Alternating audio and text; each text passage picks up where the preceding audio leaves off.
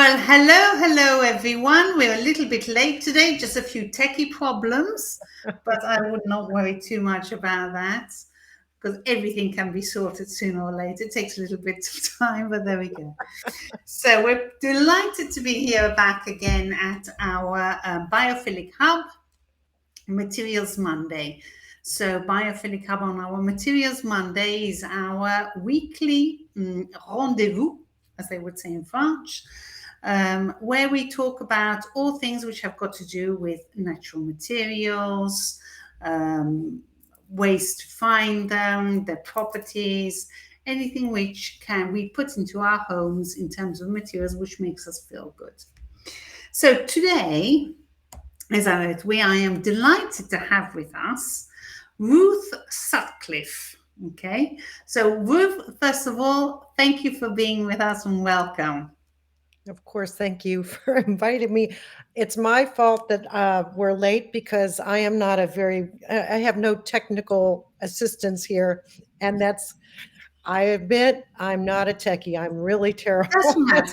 It's not important. We got it. So Thank you that's for what's asking me to be here. And it was, so wonderful to see you at in Milan at the Essence and being on that panel and having yeah. tea with you. It was great. Yes, it was great. It was super. It's always nice to be able to to put a real face in front of someone which we spoke to Hmm. over Hmm. Zoom. So yeah, that was a nice trip for you to Milan, an interesting Mm, panel, I believe. Also it very interesting. was. It was. And I love your city. I mean, I Ah, wandered. I stayed a couple of extra days and wandered and went into some of the fragrance stores there, and of course looked at a lot of the, you know, the churches. And I'm so inspired by architecture and beauty and art. And that's helped me along in what I do. It's all very holistic, I think. exactly, exactly. Well, you're going to tell us all about it in a minute. So, yes, so today we're Ruth, for who doesn't know, is in fact a fragrance designer, but she's also a creator of something which is very, very interesting, which is going to tell us all about, which is scent therapy. Am Mhm. I right? Yes. Okay. So before we step into that, can you give us Oh, yes. Can you give us a little bit of background about yourself and how you got into scent and why scent is so important? Yes, I mean, I entered the fragrance business in New York City, way, way, way, way back. I have over 35 years actually in fragrance development experience. I was trained as a fragrance evaluator when I hadn't even finished college, and went from the fragrance supply end of the business, houses such as International Flavors and Fragrances and Creations Aromatique, which is now Simrise, and others, and hopped over to Clairol and developed fragrances for the shampoos and fragrances that would mitigate the smell of hair color, right? Because the hair color bases are extremely strong. And from there, I went to Coty for almost 14 years, where I developed fragrances for celebrities such as Celine Dion, Beyonce, Katy Perry, and such. But I also developed fragrances for fashion brands. And after leaving Coty, my mother had dementia and actually passed away from the illness, and that's how I segued my focus on helping people with dementia, memory, Okay.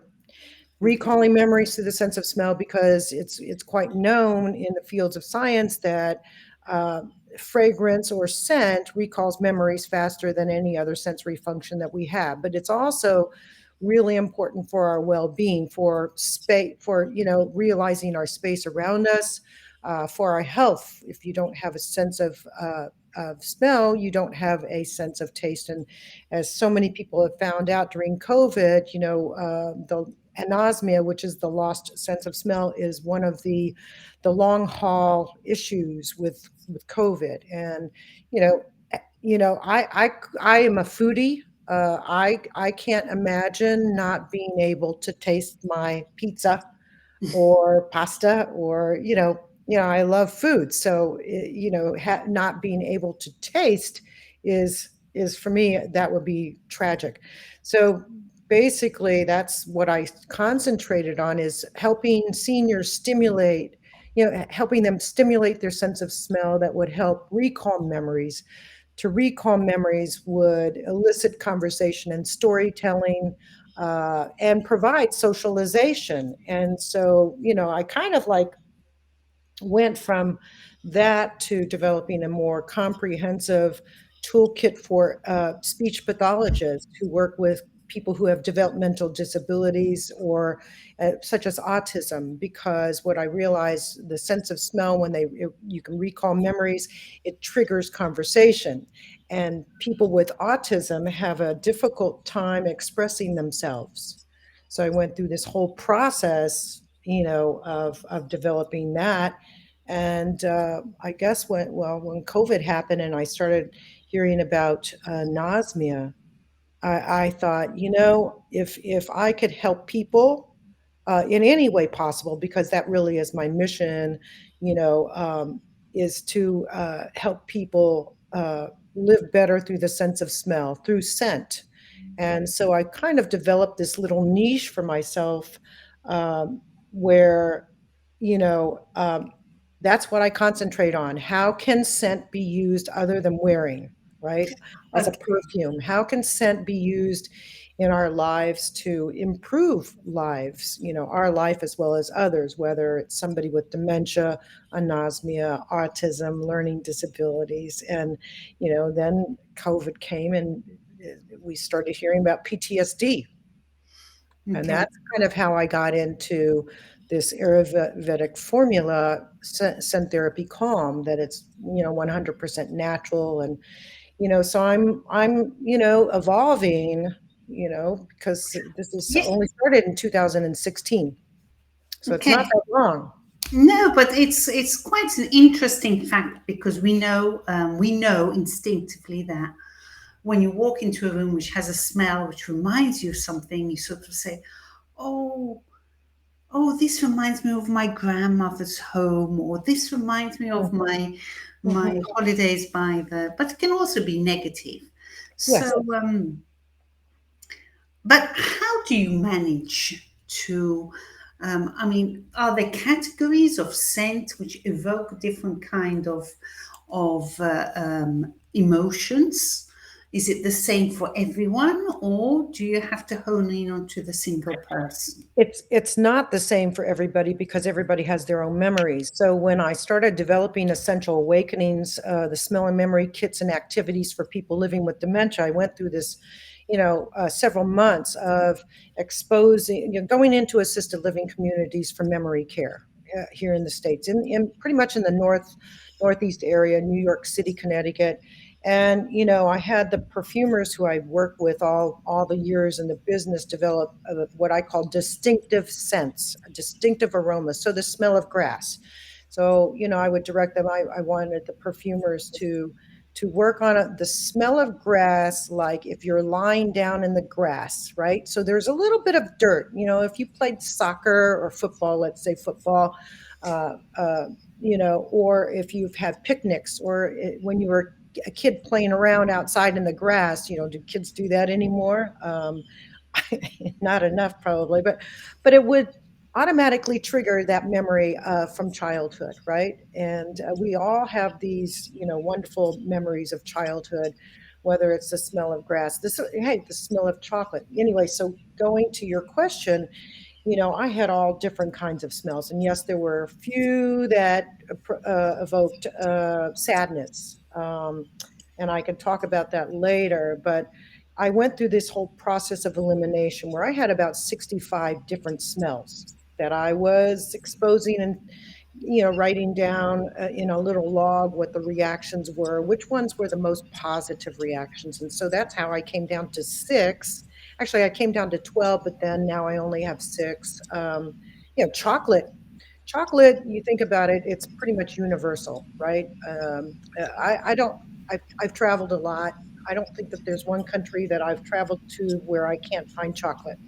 Uh, And it depends on, if it's a dark chocolate or a milk chocolate. Here in the States, a lot of people like milk chocolate, but everywhere else I've traveled, it's more dark. So I had the perfumer make one that is closer, let's say on a scale of 1 to 10, a 7 on sweetness to a darker chocolate, right?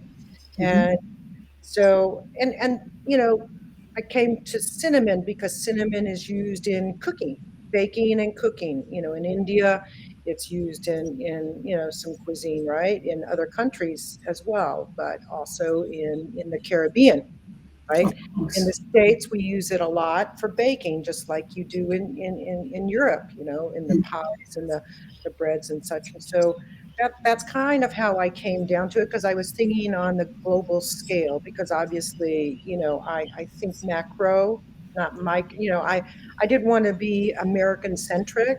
I wanted to be think about the global cultures, because as a fragrance evaluator working for companies like IFF, we have to think about fragrance development on a global scale, because it is a global company, and we sold to companies like Procter and Gamble, who that have products all over the world. So I was very educated on fragrance, the global fragrance market, as well as culture, because to understand the fragrance trends and olfactive, let's say, appreciations, you have to understand a little bit about the culture, whether it's the religion, thousands of years of being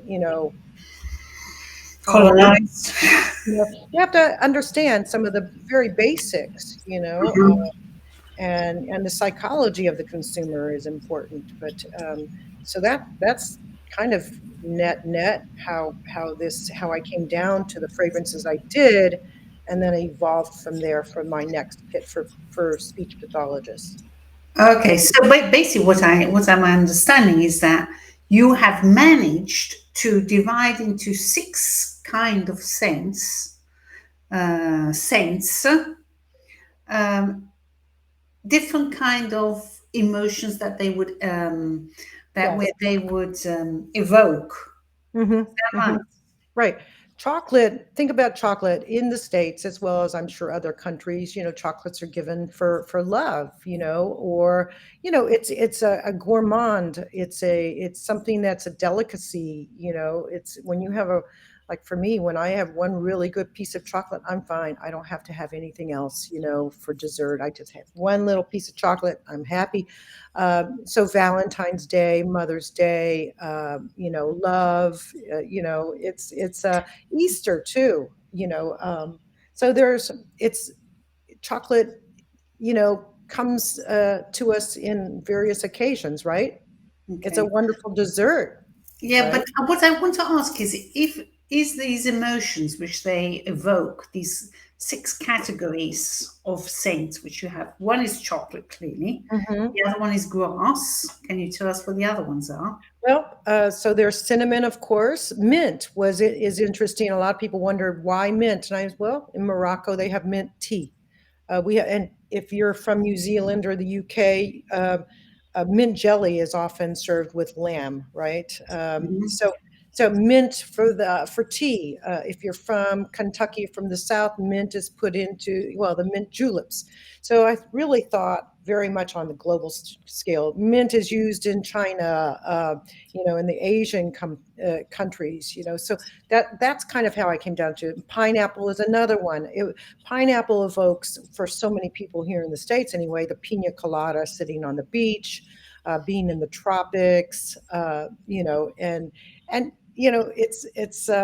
it's very popular in countries like Mexico, all the way over to Asia, right? So they So are very much linked to food. a lot to food. Of course, there's a smell of grass. And I also included jasmine. And a lot of people are like, what? Why jasmine? Well, jasmine, for when I was thinking about seniors, jasmine is one of these ingredients in perfumes. When you're talking to women who are in their 60s, 70s, 80s, jasmine was in joy, an ingredient in joy. which was one of the most aspirational fragrances out there. When the fragrance market wasn't proliferated, saturated with so many fragrances, right? Joy is a very simple fragrance, it's very elegant, one of the most expensive perfumes in the world. But also, if you have traveled, to various countries for honeymoons, it's sort of connected with, going to the tropics or to the south of France, to certain parts of Italy, to Asia, where jasmine, you can be outside and the scent lingers in the air. And it's a very scent for me and for so many people. I don't know anybody who doesn't like the smell of jasmine. Um, Okay. in nature, I'm talking about in nature, right? It when it floats in the air, it's really just a very sensuous, almost it's a sensuous, alluring, pleasant smell, and Okay. it's romantic. Yeah. So who doesn't like romance? So we're speaking about these scents which evoke memories, and so they spark a conversation, or they Mhm. make you relax. They remember something positive, and spark a conversation. So it helps with dementia, but I imagine it helps also in um, normal situations as well, not just for people for dementia. That's right. So, like when I started testing fragrances, Hospitality, pardon? in hospitality. Oh, hospitality. I mean, basically, when I moved here to Atlanta, everybody, I don't know if everybody knows that I went from New York to Atlanta during, the midst of COVID, because my family is, only 10 hours away from here versus, two days of driving, right? And I wasn't flying. So I moved down to Atlanta because I love cities. I've lived in Paris, New York, and I just love the culture and everything being around museums and such because of their inspiration. So when I moved here into this building, the first thing I noticed was the smell. It was this very subtle smell. Now, they don't advertise the fragrance at all on their website, and that's how I rented out my apartment, because everything was virtual, right? I mean, you weren't allowed to take tours. You had to take these tours on the website. And I was looking around. I'm like, I like the architecture. It's very modern, very sleek art. There's art on the walls. It's, very, much Scandinavian style almost. Stone, um, very raw wood, Mhm. windows, big windows, high ceilings, and that's kind of my taste. I really like that. After living in a Victorian home for so many years, I don't want any more of that.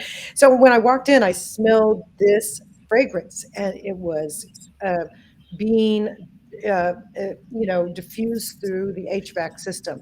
And I felt at home right away. It was so strange. It was like, wow, isn't it odd that I would just select the apartment based on the interior design, but when I walked into the building, the fragrance that was being diffused was so harmonious with the architecture, the interior design of the building.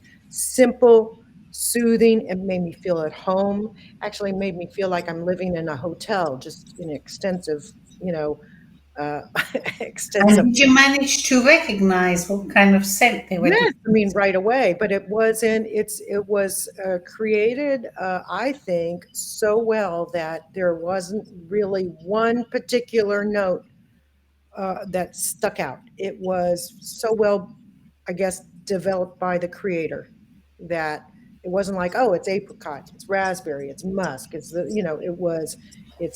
a not a very complex formula, but it was soothing. And what perfect scent did we need during COVID, when we were all, I mean, you know, I know in Bergamo, Italy, in north, it was really devastated by Mm, COVID.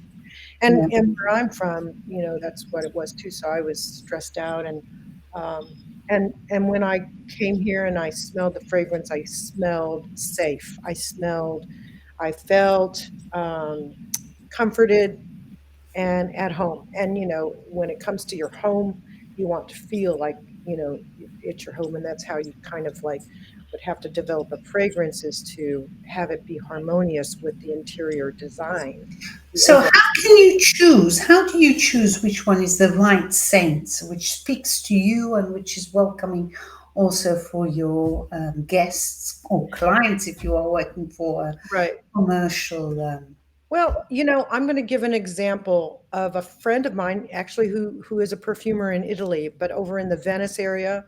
I know him, Lorenzo Danteferro, from working when we were all kids. He was already a perfumer. I was a kid being trained as an evaluator, and he went back to Italy because he's from the Parma area, but now he lives outside of Venice, and he made his business going into some of the Venetian palazzos that had been turned into boutique hotels. This goes way back to the 80s. I mean, he's a master perfumer and pretty much an innovator. So he would go in as a perfumer and okay, this is the interior design, these are the colors, and he would pretty much create a formula. And so for me as a designer, I would pretty much do the same. What kind of interior design decoration do you have? If it's big puffy couches, sofas, European floral prints, then it would be a different kind of fragrance than if you have a very modern home with large windows and natural woods. Then I would select a fragrance or help develop a fragrance that is simple and modern, subtle, right? For a European style, or let's say French or English style, with the florals and stuff. Kind of, you know what I'm talking about. So it would be a floral fragrance for sure, for sure. Okay.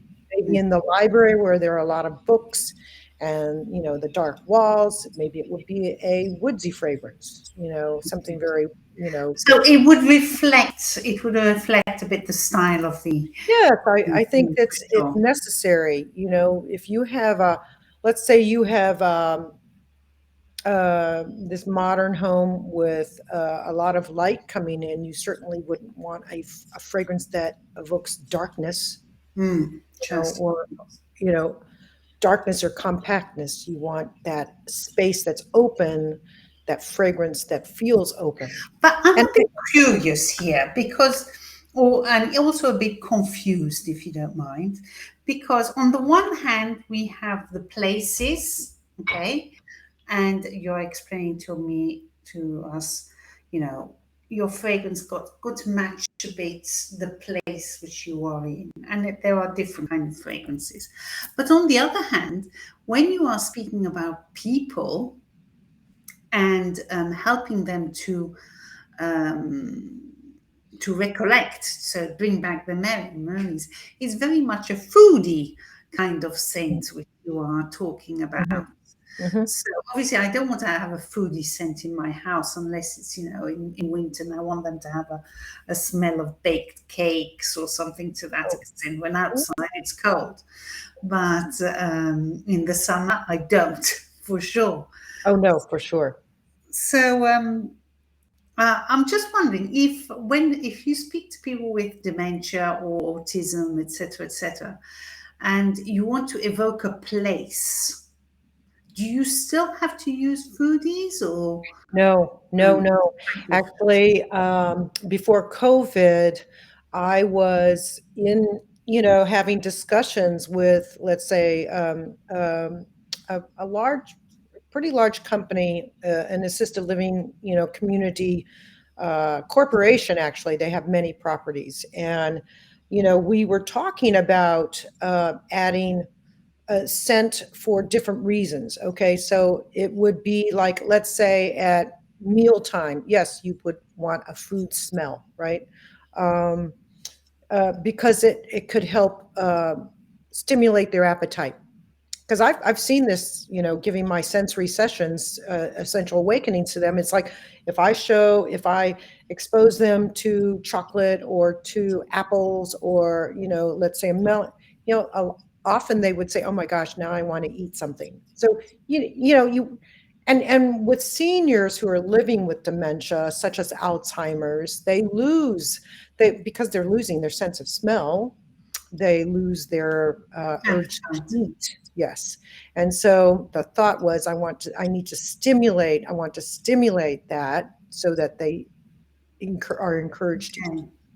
As far as other smells, the calming smell when it comes to bedtime, a soothing smell so that you can help them relax. People with anxiety, it's a different thing. It might be a little bit different in the morning. To maybe it would be a vibrant smell. Something citrusy. Mhm. Something that would awaken them, be a refreshing smell. So, not necessarily everything would be, gustative or gourmand. But like we were talking also, because I attend conferences for speech pathologists before COVID, a lot of these autism centers were looking for building sensory rooms. So a sensory room, and of course that was eliminated. The even thought or development of it was eliminated by COVID, right? Because nobody could, be together, right? Uh, and there's a cost to setting up sensory rooms. So the sensory rooms is, it would be including the sense of smell, the sense of hopefully taste in some way, touch, hearing, and vision, right? So for people who are ultra sensitive to certain things, one of those senses, it would be a way that the a speech pathologist could help slowly integrate and introduce those particular whatever it is aspect, whether it's scent, whatever, to just gradually get them to be okay, to embrace, right? Okay. Right. That's So I mean, it goes into um, that discussion is a whole different discussion, and I'm not a speech pathologist, but I found it very, very much of interest of mine to help develop sensory rooms for people living with certain conditions, to help them um, appreciate, enjoy, uh, really bring joy or some kind of therapy into their life in some way, whether it's joy, whether it's becoming less sensitive to smell or to sound, you know. mhm. So it's still an area I think that needs to be developed, and now that we've learned how to deal with COVID, hopefully, there will be, autism centers, hospitals Mm. going into those areas and So providing that. if I were to go about and buy some scent for my house, okay, as a person or the office, if as a business, whatever. Um, I'm just wondering, are there any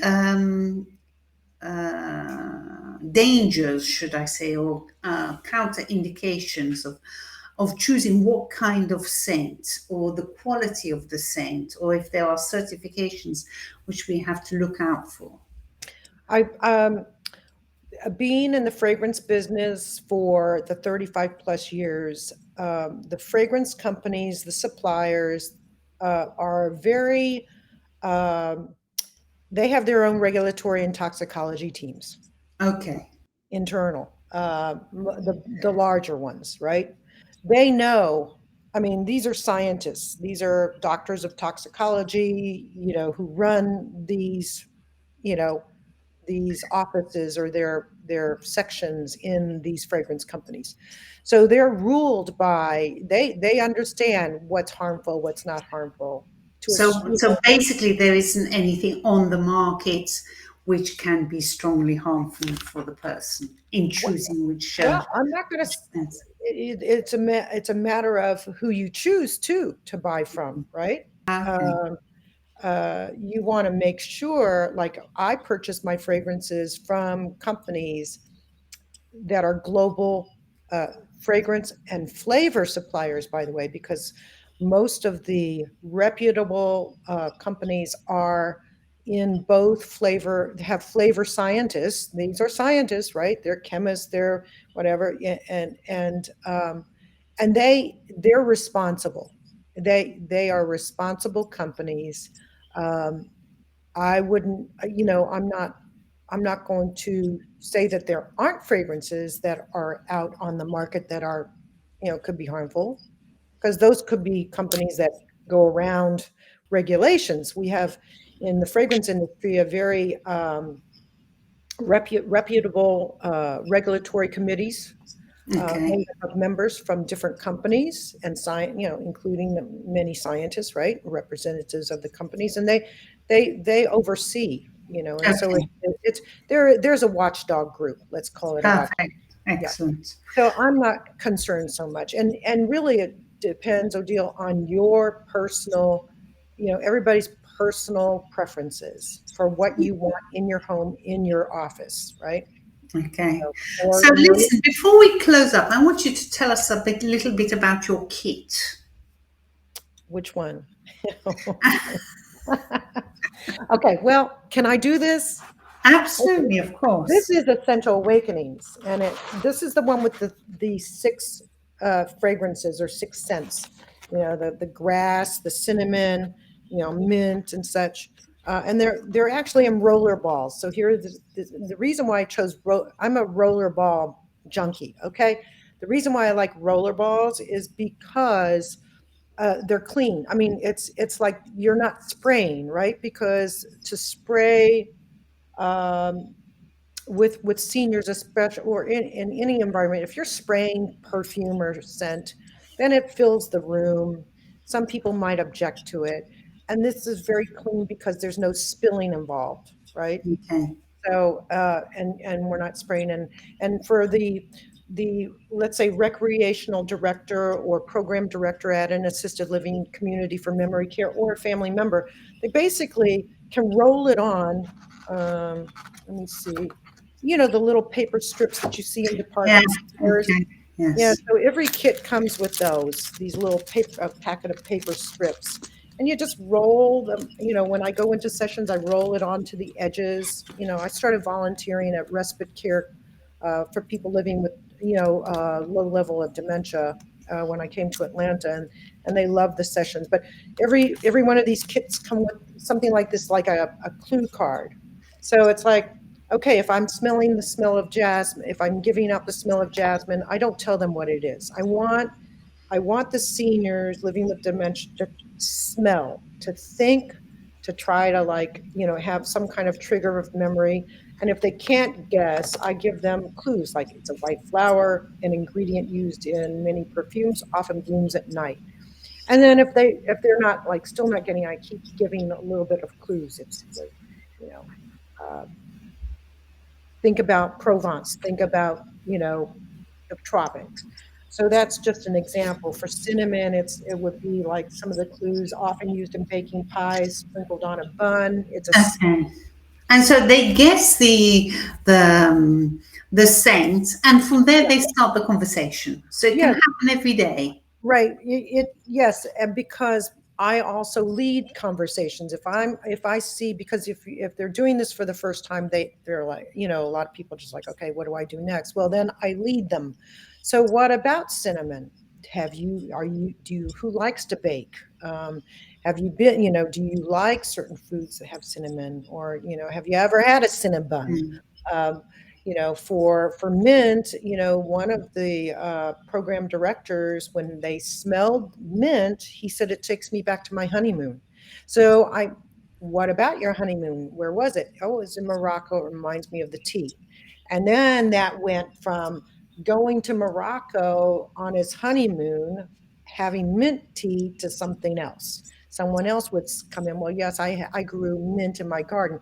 So the program director or the family member can help lead the conversation by prompting, let's say, and Okay. then So that's essential awakenings. But mindset was I think I was going to go crazy developing that because it's big. It's big. Ah, So yes, this is the one I it has remember. it has Mindset. 20. It has 20. So you can imagine there's 125 components I had to purchase for this because when this is like a guide that a speech pathologist, several speech pathologists wrote down for methodologies for use for speech pathologists, like growing vocabulary, increase utterance, and so that comes there, and these come with. This is interesting because assisted living communities also purchase this. These come with these visual clue cards. So, and then fun facts on the back. So, like watermelons, according to the Guinness Book of World Records, the largest watermelon grown was in Tennessee, 350 pounds. So, what I found with the kids at an autism center in New York when I started developing this was through these various exercises at different times. I, with the educational director sitting next to me, she would give me advice like, try this, try that. And that's how I developed mindset based on, the experiments, the experiences, I should say, with these kids who have different levels of autism from more high functioning to nonverbal. And I, and so that's why the visual cards come into play because they might connect with the smell visually and they connect the visual vision, the visual card to the smell. And then I would often ask them if they were verbal to turn over the card and start reading facts because my daughter is on the spectrum, my oldest daughter, and she used to read the almanac. I mean, all she wanted was the almanac, and she would blurt out all kinds of facts. And so when I went into the school, the kids love reading facts, and I'll say, just read one if you want, but most of the time they'll just keep reading. They'll just go all the way down the list. And then you start the conversation. Well, what about watermelon? When do you eat watermelon? Well, a lot of people here in the States are eating watermelon now, 4th of July. So that's kind of, those are the kits. And, basically they're tools for, as the speech pathologists, for family members, for, people working in assisted living communities for memory care. They're also used in hospitals for occupational therapists, coma therapy. Coma therapy is one, for arousal. So Okay. it's kind of an So I just want to ask if someone wants to get hold of one of these kits, is there a way to purchase them? Because you say you can use them in the family as well. um, my company is the Scent Guru Group, GU Scent, like the fragrance, Guru, GURU, group.com. The Scent Guru In St. Guru. group.com. And I have a Shopify site Oh, that was set up bare bones, in 2017. My first order for Mindset was right before the pandemic. I was like, and it was from a woman in Australia who has a son, William, who is nonverbal. And I was like, "Oh my gosh, how do I ship to Australia?" I mean, I'll ship all around the world. The shipping to Australia was expensive, and I said, "Are you sure you want this? You sure you want me to ship this? Because it's 100 something dollars." She goes, "Yes, I absolutely do." And her son loved it. Son loved the whole exercise. So yeah, the perfect. sendgurugroup.com is where Perfect. I. Well, I think to close it up for today, and Okay, I just want to say thank you for coming on, and I thank you will. for inviting me. I'll leave the link to your Okay, website so people know where to find you. okay. Um, but before we leave, is there anything else you would like to tell to our listeners? Any Well, tips or tricks? yes, I mean, I think it's important to keep your sense of smell stimulated. So, yeah, and being out in nature, I take nature walks all the time. I walk Mm, a lot, and I love going out into the woods. I love gardens. I would say just and whether it's nature or not, just smell. Just keep smelling. I call it mindful smelling because, we take it for granted. We do take our sense of smell for granted. And if you don't use that sensory function, you kind of you lose the sense of it being there, but it can save your life. If you can't mm, smell gas, if you can't smell, let's say something's on fire, it could be. You need to keep aware. Let's say, just be aware. Mindfulness is a big. I know it's a big word these days. I don't think it's overused. I think we need to be mindful of our surroundings, be mindful of the smells around us, because it really could, it does improve your life, if for mm. sure. Yeah, that's kind of it. But That's great. I, Thank you so much, Ruth. Thank you. Thank you for and your time. and if anybody has any follow-up questions, you have my email. I'm on LinkedIn under Ruth Sutcliffe, so you can drop me a message. I'm there. Connect with me there. I write blogs. I write posts, a lot of posts, about the sense of smell and such in nature. So, anyway, it was a pleasure. Thank you, everybody, for being here, um, and I hope you got something from it. I hope I'm sure you did. I'm I hope sure it you was did. interesting. Thanks a lot, Ruth. It was Thank great you. seeing you again. Thank you Okay. so much. Take care, everybody. Have Bye. a good Monday, good week. Bye bye.